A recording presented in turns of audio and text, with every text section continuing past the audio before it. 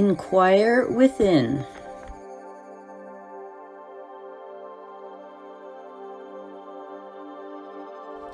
Against fanciful phoenix embroidery on bright purple, a trio of plywood-grained mini valises barely balance on the whisper of a ledge. First one upright and shut tight, handle at the ready. Second, flat lid with upright brass clasp and open just a glimpse. Third, right angle open lid revealing crowded, motionless contents. But wait, a candle flame, possibly glimmering. A mystical turquoise globe, possibly hovering. And a trio of goldfinches. First one, barely a glimpse. Second, bright yellow and clearly alert. Third, free and possibly fluttering amidst the embroidery. Sweet mystery, looking so arranged, so complete. Three valises looking so secure in their placement in the frame.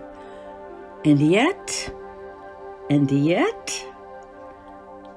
inquire within.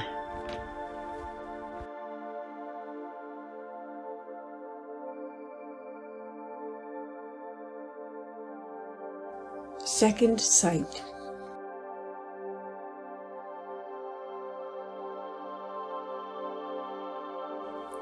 What is seen and unseen, not so far apart. What it takes is a shift in focus. Use a simple tool, say a frame, to direct your attention. Clear away everything else except the pink lotus, then the blue. Eventually, your two eyes will tire and close, drifting your vision upward to a third frame, the illuminated template of lotus. Stay with it, and your perception will widen to include a magnificent orb whose energy pulses beyond the frame. You may remain in this timeless state for seconds or millennia. Perhaps you become aware of a being of great compassion hovering just above your left shoulder before you quickly descend to the safety of red earth, where the framed pink and blue lotus flowers sit, right next to a pair of white doves you never noticed before.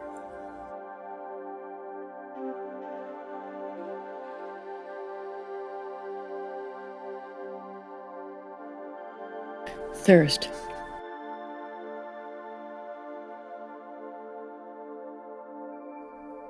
The noon sun pours his heat onto the board in a wave so strong that a clay vase topples, a flower withers, and Helios stops time because he can.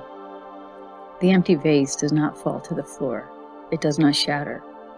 Whole yet is a dream of cherry blossoms, a butterfly, the sky. Stopped also is the ritual of tea. The empty bowl brought forth will offer air. The other three will remain in shadows as the sun taunts us with thirst. What relief might we find in the cool clay vessel at the center of this spread? What life might we sense in this squat, brown earthen pot? There is more. Look to the right. Hope fashioned as flowers, a crisp cloth and sharp light, alongside beauty that would tantalize. Warm, enveloping dreams woven in soft love. A floral tapestry, light as a garden dream. Outside the window, a pink tea rose blooms after a killing frost. The noon sun shines. We know our thirst. We catch the vase.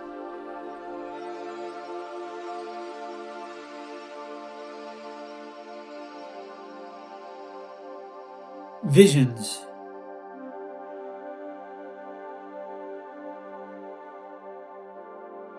Found in some dusty old trunk in an attic, long tarnished and forgotten about, the artist discovers a pewter ewer.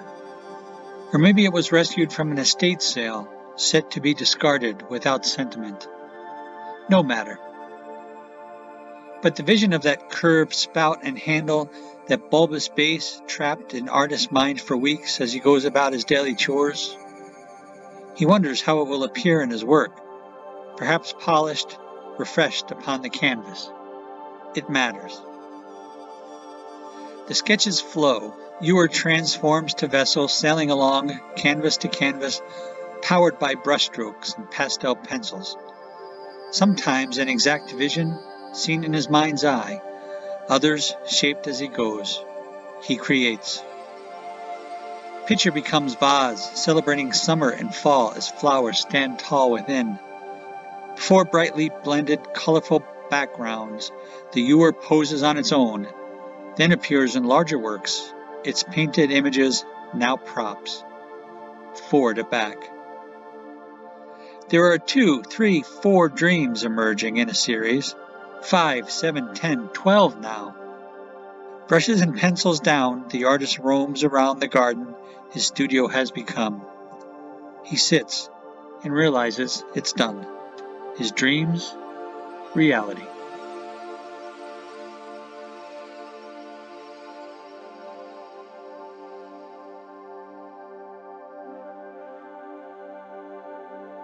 A different type of Mona Lisa.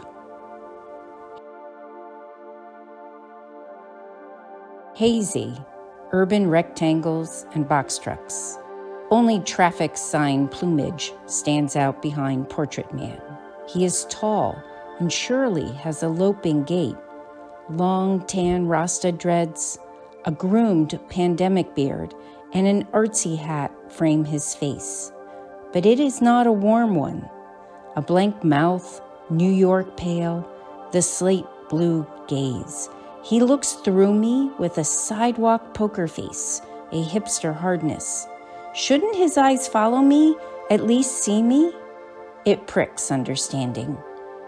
I wonder, what is underneath his cool, studied trendiness? Is it a bitter rebellion to a Wall Street dad, a Westchester predictability? Maybe he is an NYU grad, unaware, trapped in a professorial ideology, doomed to downtown snobby wine choices and farm-to-table posturing. I'm being harsh. He could be an electrician with the local 1092, fetching the daily bagels, an off-duty cop, a British tax accountant. He could be my son, but his gaze is too cold, and his eyes undo me. They look past me, make me react. A different type of Mona Lisa.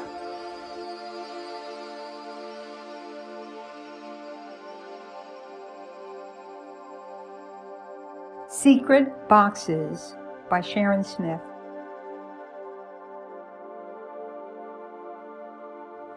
We all had them, or most of us did, a secret box of childhood, where we put away, pulled out, fingered, hid again, the found things, the precious things, the mildly broken things. My conch, a locust husk, a bright green river rock, that tiny porcelain deer, only survivor of a snow globe's drop to the floor in second grade show and tell. Little pieces of this planet that moved me, helped me feel my place in this world. Small bits of fascination. This painting, someone else's secret box. No, wait, 3 boxes. These boxes held live things. Birds, hearts still beating. A candle, flame still lit. A globe, suspended, rotating. Krishna watching Shiva dance. Long ago I thought I had outgrown my box.